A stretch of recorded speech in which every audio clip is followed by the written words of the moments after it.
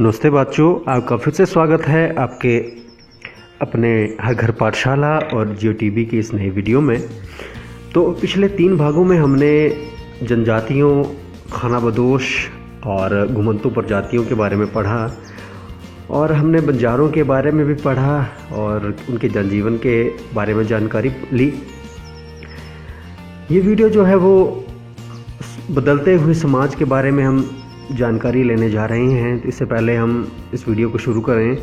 Learning outcome SST 715 जो कि खानाबदोश जनजातियों के बारे में है, वही जानकारी जो आपको इस वीडियो में दी जा रही है उससे जुड़ा ही लर्निंग आउटकम है।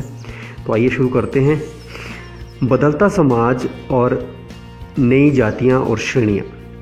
इससे पहले हम देख पा रहे हैं एक कांस्य मगरमच्छ है जो कि कुटिया कोंड जनजाति के द्वारा बनाया गया है।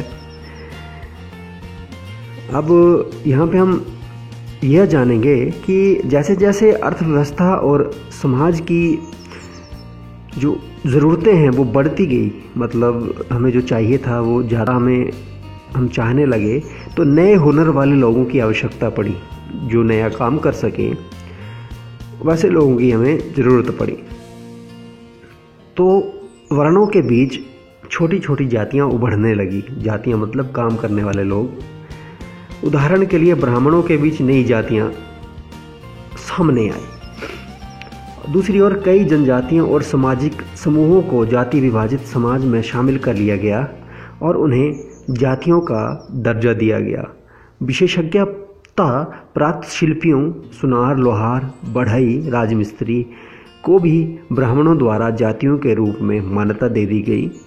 वर्ण के बजाय जाति समाज के संगठन का आधार बनी। पहले वर्ण हुआ करते थे, ब्राह्मण, क्षत्रिय, शूद्र और वैश्य, लेकिन अब काम के आधार पे बंटवारा हो गया और जाति प्रथा में विभाजित होने लगी। जैसे कि यहाँ पे हमने पढ़ा, सुनार, लोहार, बढ़ई और राजमिस्त्री को ब्राह्मणों को द्वारा जातियों के रूप में मान्यता दे दी गई।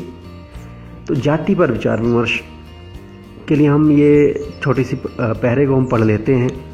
तो वर्तमान तमिलनाडु के तिरुचिरापल्ली तालुक में उय्याकोंडन उदयार की 12वीं शताब्दी के अभिलेख में ब्राह्मण की एक सभा अध्याय 2 के विचार विमर्श का वर्णन मिलता है। तो कि अध्याय 2 में इसके बारे में बताया गया है। वे रथकारों, शाब्दिक अर्थ रथ बनाने वाले लोग की सामाजिक स्थिति पर विचार विमर्श कर रहे थे।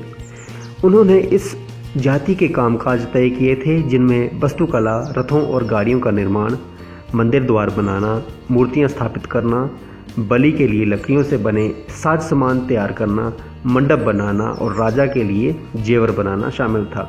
तो रथकार के बारे में ये तमिलनाडु के 12वीं शताब्दी के अभिलेख में ब्राह्मणों की सभा के विचार विमर्श। तो 11वीं और 12वीं सदी आते आते क्षत्रियों के बीच नए राजपूत गोत्रों की ताकत काफ़ी इजाफा हुई। तो दोबारा से हम पढ़ते हैं कि 11वीं और 12वीं सदी आते आते क्षत्रियों के बीच नए राजपूत गोत्रों की ताकत में काफ़ी इजाफा हुआ। वे हूण, चंदेल, चालुक्य और कुछ दूसरी वंश परंपराओं से आते थे। इनमें से कुछ पहले जनजातियों में आते थे लेकिन बाद में कुछ राजपूत मान लिए गए।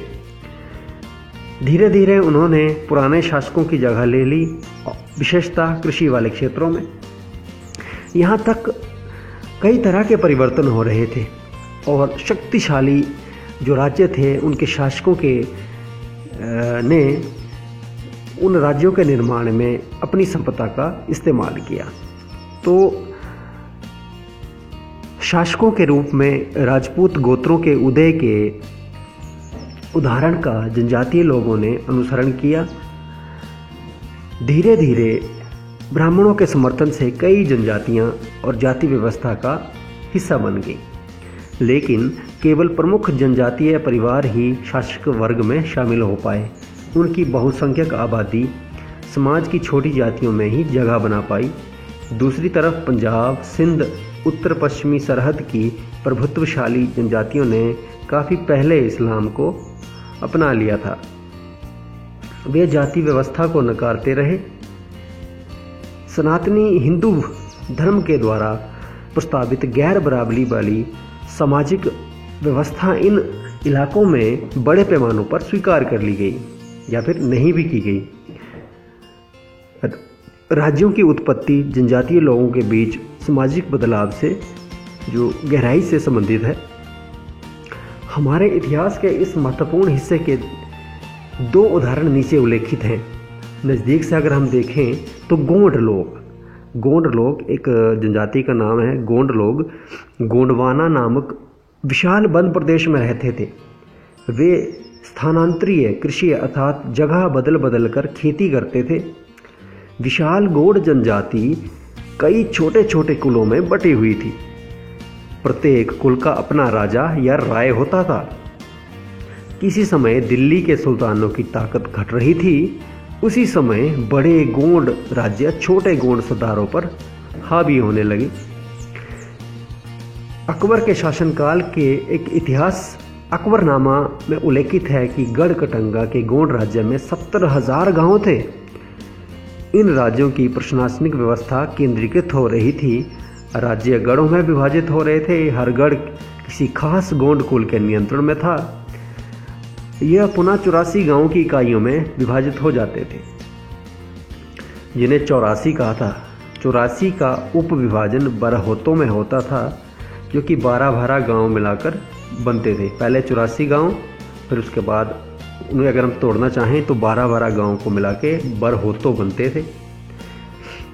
अब हम आगे बढ़ते हैं तो स्थानांतरीय कृषि। किसी वन प्रांत के पेड़ और झाड़ियों को पहले काटा जाता है, जलाया जाता है, उसकी राख में ही फसल बो दी जाती है। जब तक यह ज़मीन अपनी उर्वरकता खो देती है, तब ज़मीन का दूसरा हिस्सा साफ किया जाता है और इसी तरह से फसलें उगाई जाती हैं। तो इसको हम झूम खेती भी कह सकते हैं। यहाँ पे हम एक महिला का फोटो देख पा रहे हैं। यहाँ पे महिला का फोटो जब हम देखते हैं तो ये एक गोंड महिला का चित्र है। एक गोंड महिला का चित्र जिन्होंने हार पहने हुए हैं, नथ पहनी हुई है, बालियाँ कानों में पहनी हुई हैं। तो बड़े राज्यों के समान उदय ने गोंड समाज के चरित्र को बदल डाला। जब बड़ा राज्य बन गया तो उनका चरित्र भी बदल गया। उनका मूलतः बराबरी वाला समाज धीरे धीरे सामाजिक वर्गों में विभाजित हो गया। ब्राह्मण लोगों ने गोंड राजाओं से अनुदान में भूमि प्राप्त की और अधिक प्रभावशाली बन गए। गोंड सरदारों को अब राजपूतों के समूह में मान्यता प्राप्त करने की चाहत हुई। इसलिए गढ़कटंगा के गोंड राजा अमनदास ने संग्राम शाह की उपाधि धारण की। उसके पुत्र दलपत ने महोबा के चंदेल राजपूत राजा सालबहन की पुत्री कुमारी दुर्गावती से विवाह किया, शादी की। दलपत की मृत्यु कम उम्र में ही हो गई। रानी दुर्गावती बहुत योग्य थी और उसने अपने 5 साल के पुत्र वीर नारायण के नाम पर शासन की कमान संभाली। उसके समय में राज्य एक और अधिक विस्तार हुआ।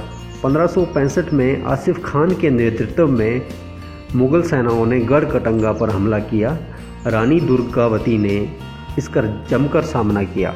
उसकी हार हुई और उसने समर्पण करने की बजाय मर जाना बेहतर समझा। उसका पुत्र भी तुरंत बाद लड़ता हुआ मारा गया। गढ़कटंगा एक समृद्ध राज्य था। इसने हाथियों को पकड़ने और दूसरे राज्यों में उनका निर्यात करने के व्यापार में खासा धन कमाया। जब मुगलों ने गोंडों को हराया तो उन्होंने लूट में बेशकीमती सिक्के और हाथी बहुतायत में हथिया लिए। उन्होंने राज्य का एक भाग अपने कब्जे में ले लिया और वीर शेष नारायण के चाचा चंद्र शाह को दे दिया। गढ़कटंगा के पतन के बावजूद गोंड राज्य कुछ समय तक चलता रहा, लेकिन वे काफ़ी कमज़ोर हो गए और बाद में अधिक बुंदेल और मराठों के खिलाफ संघर्ष में असफल रहे। तो अभी हमने गोंड के बारे में जाना, गोंड जनजाति के उत्थान और पतन के बारे में जाना, रानी दुर्गावती के बारे में जाना। तो अगली वीडियो में हम